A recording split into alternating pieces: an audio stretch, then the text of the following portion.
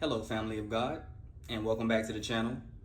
This is going to be day 2 of our marriage covenant series, and today's video is going to be titled, How Do I Know If I'm Ready for a Kingdom Covenant? Right? This video is going to be very short, and I'm going to tell you why I'm keeping it very short.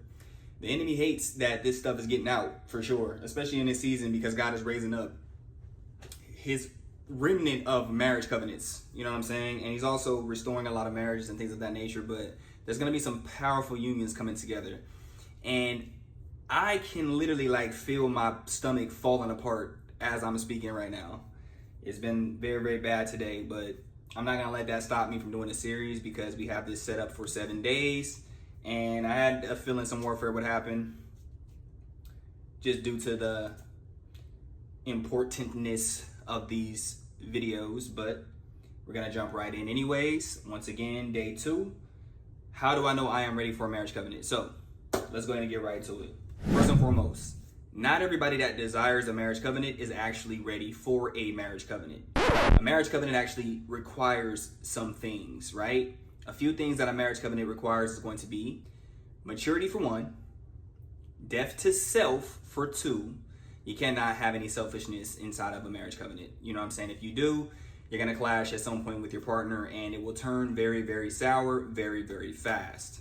Thirdly, you're going to need discipline, right? It's no longer if I want to make this happen because XYZ. Now it is requirements, especially as a man of God. I speak from experience on a lot of this stuff. I've never been married before. I'm being set up for a marriage covenant, and that's why God has me teaching on this. But I've had a lot of failed situations in the past, okay? And this is another reason why God is allowing me to preach on this, because I can relate to a lot of people who have not done it correctly, you know what I'm saying, due to their own lust or due to their own just premature entering into unions because they wanted the union versus God wanting it for them. So discipline is a requirement. You have to be a disciplined person to be in any type of relationship and make it function correctly, because you're going to have to understand you're dealing with another soul. This other soul has a personality that's different from yours. You may adopt traits of their personality as you guys are building your union, but you'll never be the exact same person. You're becoming one as far as essence with how you guys connect and being like a part of a covenant, right? So like the bride of Christ, we are part of covenant with Christ. So we become one with Christ when we actually give ourselves to him. That's the oneness that you're going to become with your wife or with your husband, but you're still going to be separate individuals, separate personalities, and you're going to have a self-discipline to be able to operate correctly with another person, right? So before asking God, where is my person? You should be asking God this: Lord, am I positioned to love this other person like you love me and like you love your church?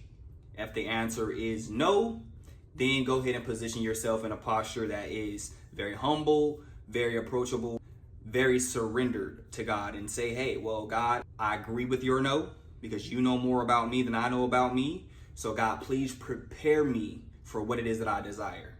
And he will go ahead and honor that request. I promise you he will. So if you guys got a notepad and a pencil or a pen handy, I do recommend this part of the video. You go ahead and take these notes. I'm going to give you 5 different steps for you to know if you are actually ready for this marriage covenant, right? So step number 1, if you are married to Christ. Hey, Jerron, what does that mean? It means that you no longer need anyone to complete you. You only want this other person, or you only desire this other person to help you carry what the Lord has already embedded inside of you. That would distinguish a person who is already married to Christ first versus somebody who believes but wants to still depend on a person versus fully depending on the Father first before entering into any relationship. So number 2, you have mastered purity, or you are close to it, or you've taken the necessary steps to mastering purity. Jerron, what does that mean? I'm gonna tell you what it means. It doesn't mean perfection, but what it does mean is you no longer are fighting secret cycles while still trying to pursue stewarding another soul. And to break that down a little bit further, you're not still secretly masturbating to pornography.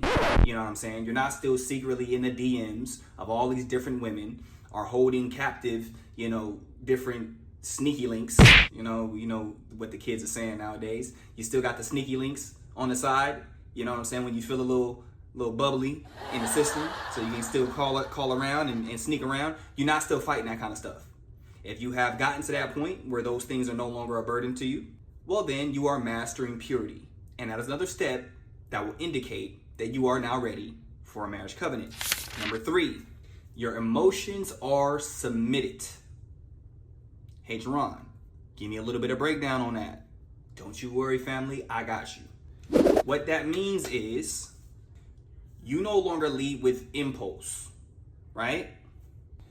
You are no longer full of insecurity or lust, and you are now stable enough to protect, patient enough to build, and healed enough to honor this other person. So number 3 is huge. This one right here identifies stability in the person, right? Because if you get into a marriage, you're inevitably going to encounter warfare at some point. The enemy is not going to love kingdom marriages. He's not even going to like them, right? So he's going to send whatever he can at that kingdom marriage. If he can't get you guys through lust, meaning he's not going to be able to get you guys to fall to adultery, well, then he'll try to get either you or your partner to be emotionally distraught, which will take small situations and make them very big, which will ultimately cause disruptions in the marriage. So you need a stability within yourself emotionally first before entering into any type of union. And if you have gotten that under control, like I said, perfection doesn't exist with human beings, but if you've gotten it under control, well, then you are now ready to enter into a marriage covenant. Let's continue. So number 4, you can now recognize assignment over appearance. What does that mean? It means you're no longer chasing vibes, right? But you're now discerning covenant connection. So you may vibe with certain people. Like it's easy for especially people who are very sociable, right? I'm a very sociable person, so I get along with a lot of people. That does not equate to a covenant connection. So you can have a bunch of different people who fit your personality type. Oh, that person is a cool person, this person is a cool person, but that doesn't automatically mean that that person is covenant. It doesn't automatically mean that that person is kingdom.